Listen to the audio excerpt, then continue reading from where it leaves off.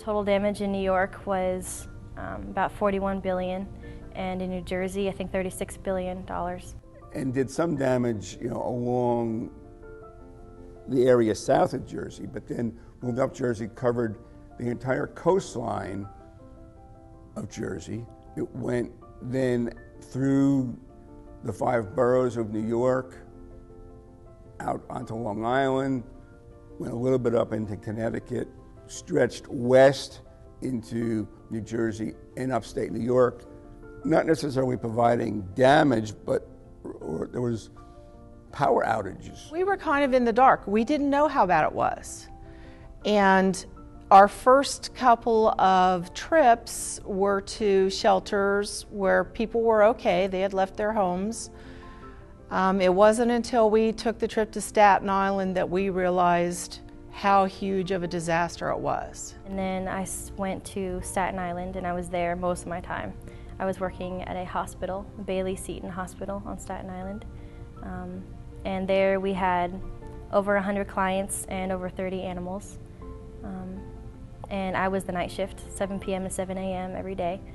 So we did dinner and breakfast, and all night we would provide snacks for them. They would come and talk to us about what they were feeling, and most of them couldn't sleep. So we were just there to help in any way that we could. My story from Staten Island is a little different than Lynn's, in that we were just briefly there serving meals to people who were in pretty bad shape. And it wasn't long after we were there that there was a knock on the door. And one of the residents came up and said, "Would you like some coffee?" And I was just amazed. I said, "Well, yeah." She said, "I'm sorry, it's going to be decaf and instant." And I said, "That is so wonderful." And she brought us some hot coffee. In the midst of all this suffering, these women, this person was interested in making our being there a little more comfortable. And that was really great. By the time I got there, it was 5:30, and even though the storm had hit the coast, inland was affected power-wise. So there were no lights, no street lights, no traffic lights, wires down. The hardest part for me was we were handing out these meals. Cliff and the other people were working very hard in the truck, making them as fast as they could.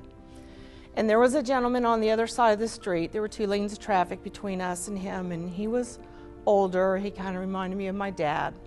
And he was rolling up the street in one of those little motorized wheelchairs. And he looked over at me with this haunted look that I will never forget. So I got a meal and 2 bottles of water, and I took them across the street to him. And he said, "Thank you, and God bless you." And as he rolled up the street, he started crying, and the tears were rolling down his face. So it does take a toll, but it's also very fulfilling to know that you helped that man who hadn't eaten in 5 days. My life changed more in those 2 weeks than in the last 2 years. From all the people that I met who were share their stories with me, to working with my team, whose support got me through the whole experience, and to witnessing the devastation and what Mother Nature is capable of. I think in the course of 2 weeks there serving food, we received more "God bless yous," "Thank you for being here," "What would we do without the Red Cross?" That's the payoff for the whole thing.